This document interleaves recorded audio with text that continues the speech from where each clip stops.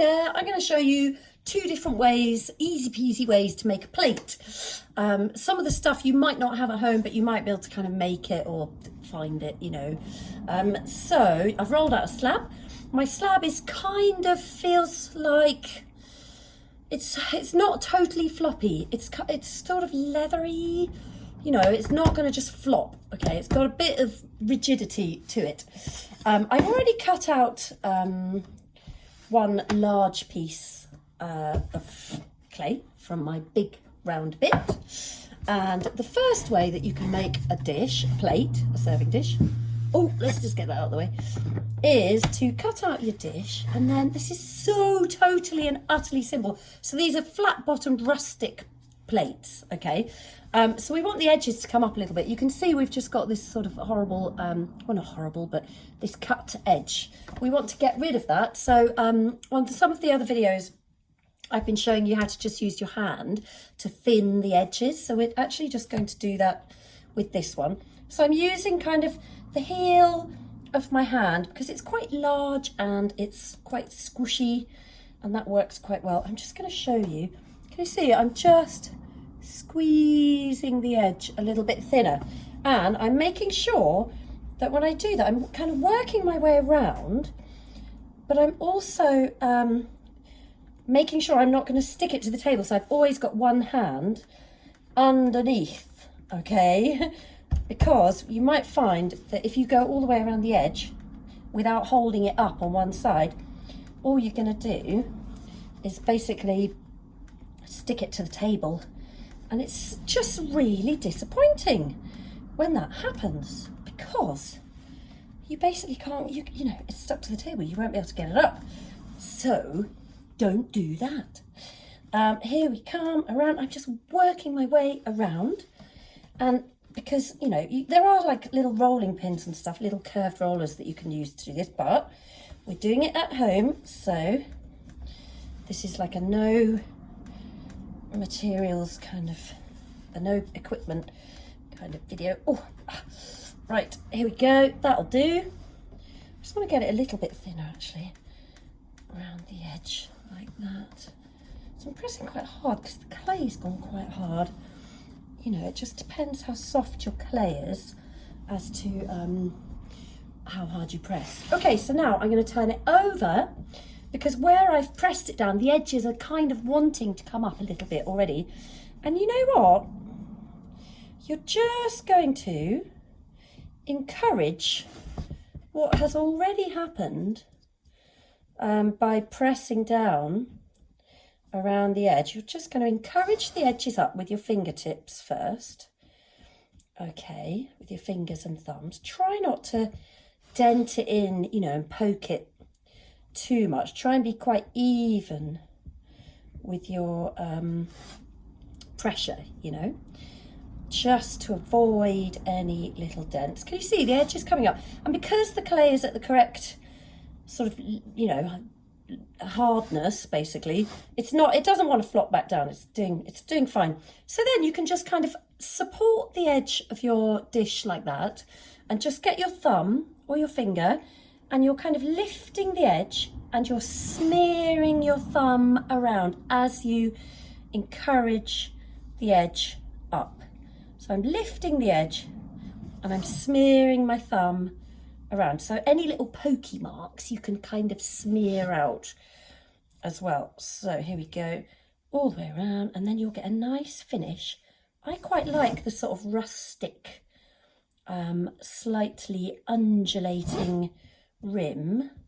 So I'm just going to leave that exactly like that. It's all terribly trendy as well.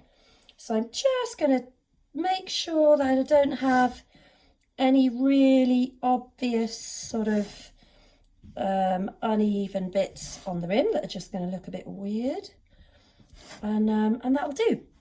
So I'm just going to, so here we are. Okay, super simple. So all of these little undulating little bits like that, you can just sponge it back later when it's leather hard. Get your damp sponge on it and give it a jolly good sponging around its rim. Okay, that is technique number 1. So the second technique, I've got a smaller round board. I'm just going to pop that on the clay, and I'm actually going to cut a little bit bigger than the size of my board. Okay, I'm just going to stand up because it makes it a lot easier. When I say a little bit bigger, I'm just going to kind of do it by eye. I don't know, that's probably about an inch bigger, something like that. And I'm fine doing it by eye because I don't mind. You know, I'm not looking for something completely and utterly symmetrical. So I quite like it if they're a little bit wobbly. So let's just get rid of that excess bit of clay. So I've got my slightly bigger piece of clay, yeah? Then what you need is a bit of foam, okay? Really, this is a ginormous bit of foam. You don't need such a massive bit, but you know, I just got this bit. I have got a much thinner bit as well that I often use, but let's show you with this bit. So you're going to pop your clay onto the foam. You're going to get your piece of wood and you're going to, oh, it's a bit, I'm just going to scrape off that clay around the edge. Can you see? It's a bit grubby. Things get a bit grubby here. And if I was to leave that, if it didn't have a cleanish edge and I left that like that, then the clay around the side would have dents in it where this hard clay would be pressing in. Anyway, got your clay on your bit of foam. Taking your wooden bat, placing it in the middle. I'm just going to stand up so I can look from above. I'm just getting it in the middle. Okay, so this is the magic bit now, okay? You're going to press down quite hard on the piece of clay and you're going to roll that around so that the edges will pop up. Can you see they're already starting to come up into the clay? And I'm pressing quite hard, you know? Okay, so there we go. And then you're just going to, oops, take that bit of wood out. Oops, can't get it out. Hold on. Let's just, yeah, it's coming. It's coming. Oh, there we go. You could, if you were super clever, you could glue a piece of wood on there like a handle, you know, or screw a piece of wood, and then you could just take it out a little bit more easily. Anyway, so there, done. Check out. Is that not a super fast way of making a lovely dish? And with regard to the edges, again, you would just leave that to go. God, these glasses are a bit funny. Sorry, they're my prescription ones, and they're quite strong. So you would just leave this to go leather hard, okay? And then you're just going to take your damp sponge and sponge all the way around the edge and get a nice rounded, nice little edge to that. I mean, if you wanted to, you could actually thin the edges like we did with the other dish as well. You could kind of do that. You don't want to make them go too thin. But you could also do that if you did want them a little bit thinner. The problem is if you go too thin with your rim, then what happens is it can crack around the rim as it dries because there's a lot of tension around that rim. And if you think about it, if you're going from thin to thick, the thin bit of clay at the top is going to shrink a lot faster than the thicker bit underneath. So, and as it dries, of course, it's going to shrink. So, you know, if that's drying really quickly, it's just going to kind of, if it's like that and it's dry, it's going to go pink, you know, and crack somewhere because it's got to go somewhere. It has to shrink. So any plate, you know, really you want to dry them slowly, especially in this weather, because stuff, it's drying so quickly at the moment with all this sunshine and warm weather and nice airflow that we've got.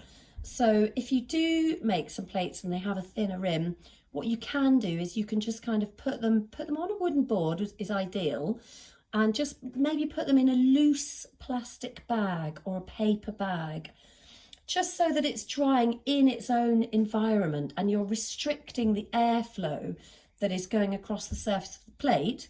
And then, you know, it will really reduce the risk of the rim cracking. Okay, I hope that makes sense.